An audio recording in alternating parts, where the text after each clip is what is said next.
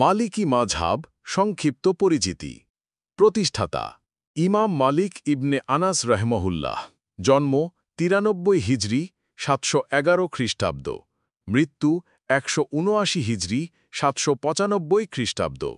তিনি ছিলেন হাদিসবিদ ও ফিকহের অন্যতম প্রধান ইমাম, যিনি আল মুয়াত্তা নামে বিখ্যাত হাদিস সংকলন রচনা করেন।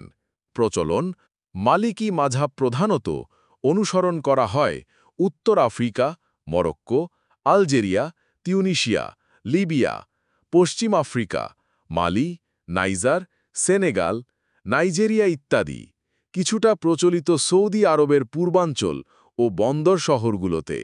বৈশিষ্ট্য: হাদিস ও বিশেষভাবে মদিনার আমল, ঐতিহ্যবাহী কার্যপ্রণালীকে ফিকহের উৎস হিসাবে প্রাধান্য দেয়।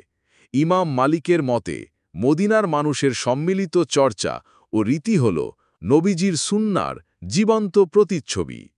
কোরআন, সহিহ হাদিস, ইজমা, ঐক্যমত, কিয়াস, তুলনামূলক বিশ্লেষণ এবং ইস্তিসলাহকে ফিকহ নির্ধারণের ভিত্তি হিসাবে ব্যবহার করে। শরিয়ার উদ্দেশ্য মাকাসিদ আল শারিয়া রক্ষায় গুরুত্বারোপ করে। বৈজ্ঞানিকতা ও ঐতিহ্যগত ভারসাম্য: মালিকি মাযহাব যুক্তি এবং বিশুদ্ধ রেওয়ায়েতের মধ্যে ভারসাম্য রক্ষা করে চলে। এটি ধর্মীয় অনুশাসনে ঐতিহ্যর প্রতি অতিরিক্ত শ্রদ্ধাশীল।